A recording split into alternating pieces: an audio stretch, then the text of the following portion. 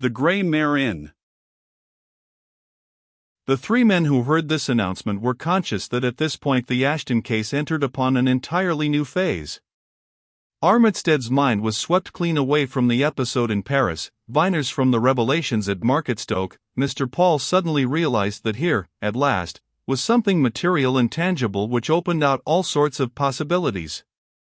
And he voiced the thoughts of his two companions as he turned in amazement on the fat little man who sat complacently nursing his umbrella. "What?" he exclaimed. "You mean to tell me that Ashton was walking about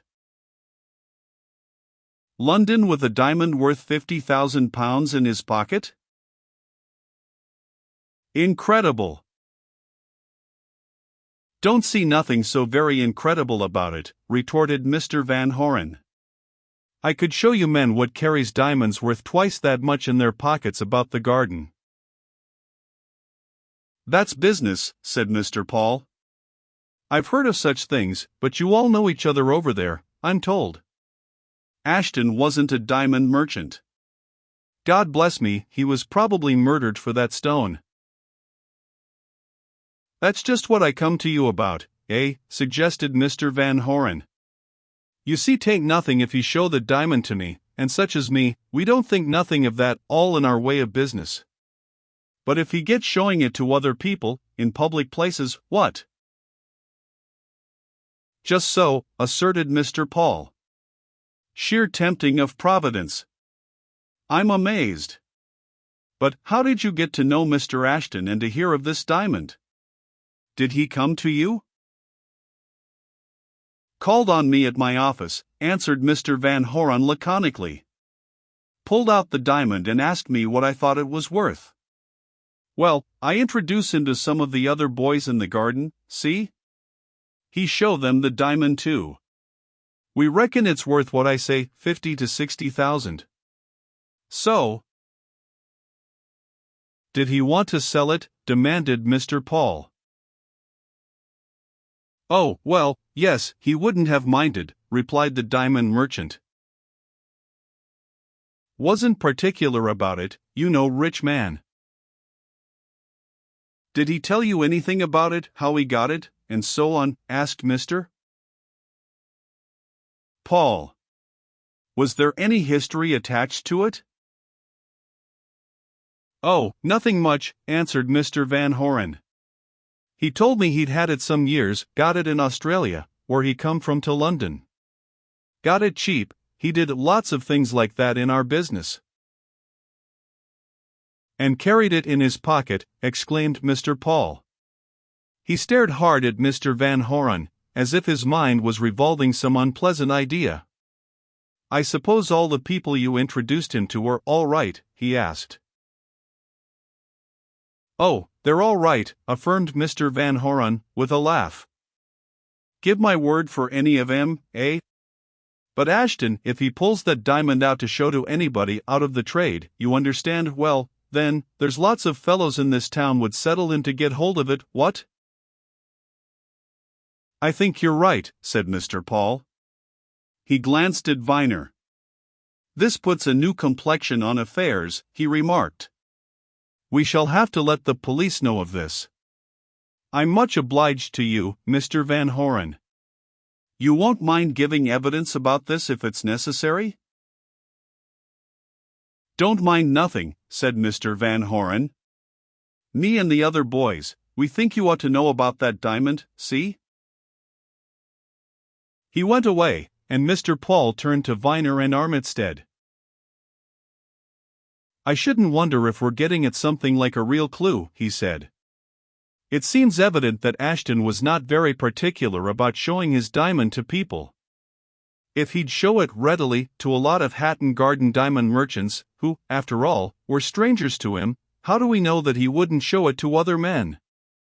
The fact is, wealthy men like that are often very careless about their possessions.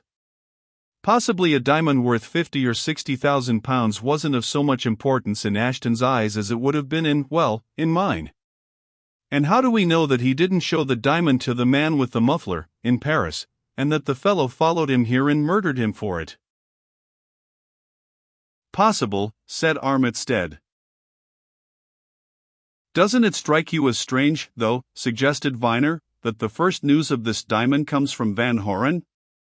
One would have thought that Ashton would have mentioned it and shown it to Miss Wickham and Mrs. Killenhall.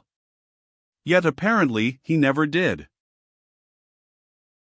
Yes, that does seem odd, asserted Mr. Paul. But there seems to be no end of oddity in this case. And there's one thing that must be done at once: we must have a full and thorough search and examination of all Ashton's effects. His house must be thoroughly searched for papers and so on. Viner, I suppose you're going home? Do me the favor to call at Miss Wickham's, and tell her that I propose to come there at 10 o'clock tomorrow morning, to go through Ashton's desk and his various belongings with her. Surely there must be something discoverable that will throw more light on the matter. And in the meantime, Viner, don't say anything to her about our journey to Market Stoke. Leave that for a while. Viner went away from Crawl, Paul, and Rattenberries in company with Armitstead. Outside, the Lancashire businessman gave him a shrewd glance. I very much doubt if that diamond has anything whatever to do with Ashton's murder, he said. From what I saw of him, he seemed to me to be a very practical man, full of business aptitude and common sense, and I don't believe that he'd make a practice of walking about London with a diamond of that value in his pocket. It's all very well that he should have it in his pocket when he went down to Hatton Garden. He had a purpose. But that he should always carry it, no, I don't credit that, Mr. Viner. I can scarcely credit such a foolish thing myself, said Viner. But where is the diamond? Perhaps you'll find it tomorrow, suggested Armitstead.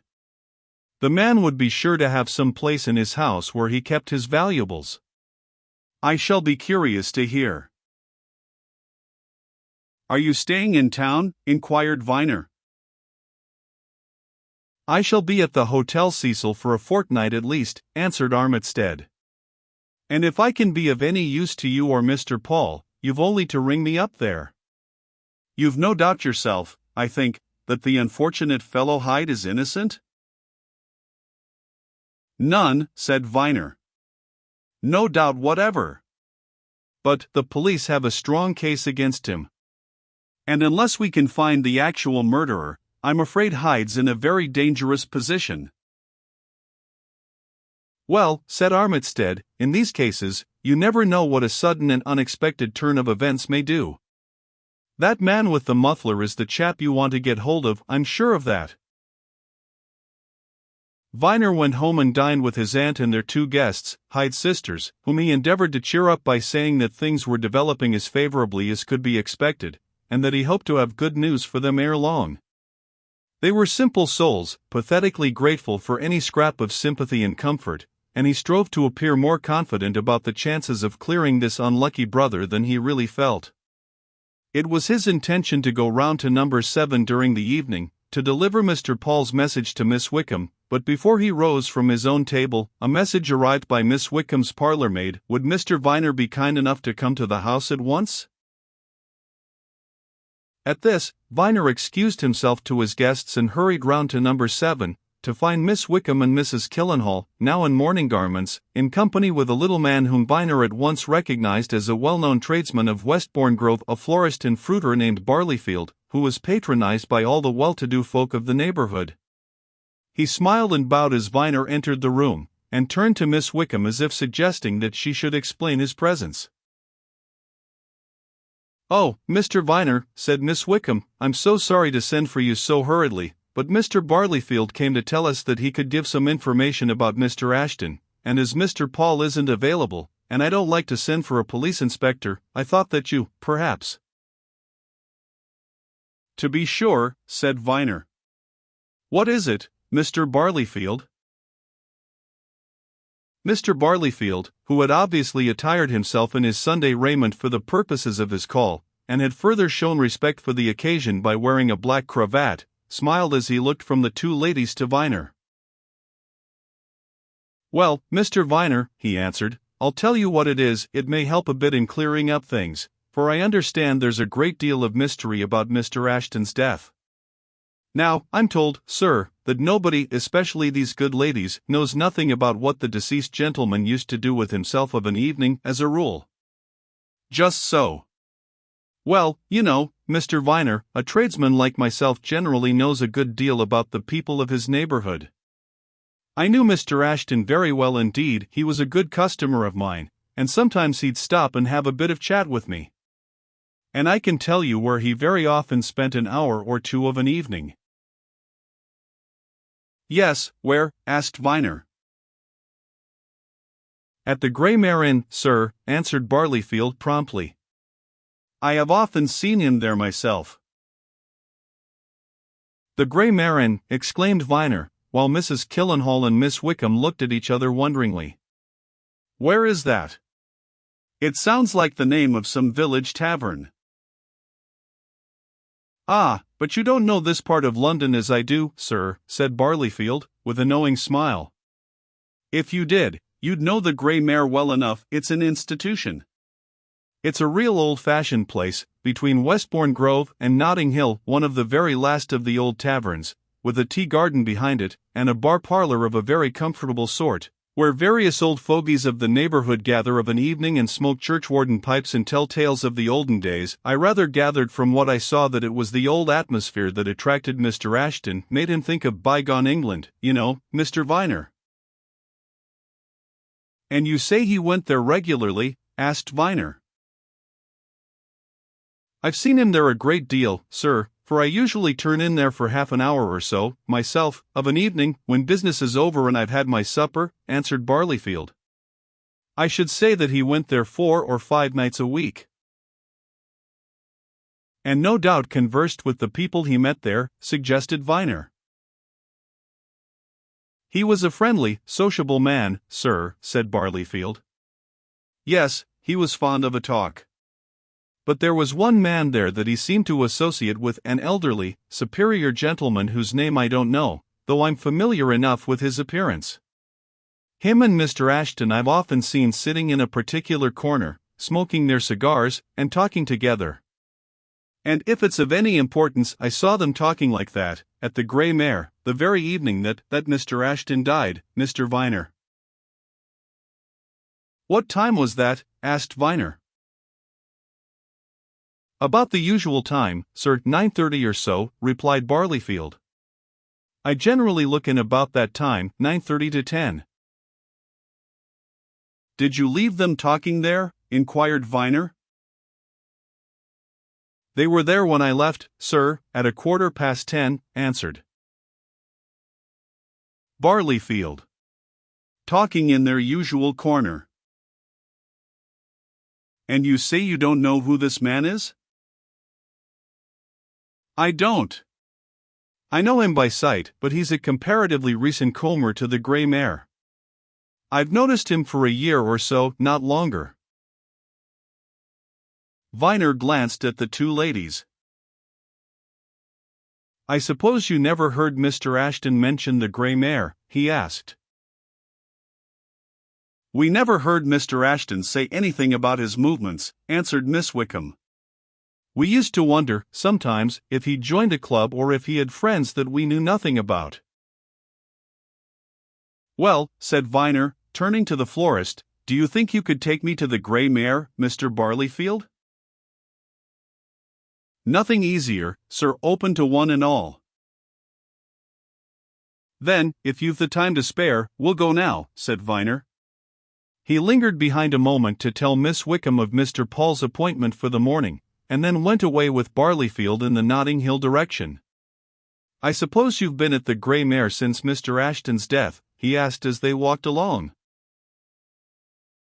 Once or twice, sir, replied Barleyfield. And you've no doubt heard the murder discussed? Suggested Viner. I've heard it discussed hard enough, sir, there and elsewhere, replied the florist. But at the Grey Mare itself, I don't think anybody knew that this man who'd been murdered was the same as the grey-bearded gentleman who used to drop in there sometimes. They didn't when I was last in, anyway. Perhaps this gentleman I've mentioned to you might know. Mr. Ashton might have told his name to him. But you know how it is in these places, Mr. Viner, people drop in, even regularly, and fellow customers may have a bit of talk with them without having the least idea who they are. Between you and me, sir, I came to the conclusion that Mr. Ashton was a man who liked to see a bit of what we'll call informal, old-fashioned tavern life, and he hit on this place by accident, in one of his walks round, and took to coming where he could be at his ease amongst strangers." "No doubt," agreed Viner. He followed his guide through various squares and streets until they came to the object of their pilgrimage, a four-square, old-fashioned house set back a little from the road, with a swinging sign in front and a garden at the side. Barleyfield led him through this garden to a side door, whence they passed into a roomy, low-ceilinged parlor which reminded Viner of old coaching prints. He would scarcely have believed it possible that such a pre-Victorian room could be found in London. There were several men in it, and he nudged his companion's elbow. "Let us sit down in a quiet corner and have something to drink," he said. "I just want to take a look at this place and its frequenters." Barleyfield led him to a nook near the chimney corner and beckoned to an aproned boy who hung about with a tray under his arm. But before Viner could give an order, his companion touched his arm and motioned towards the door. "Here's the gentleman Mr. Ashton used to talk to," he whispered. "The tall man, just coming in."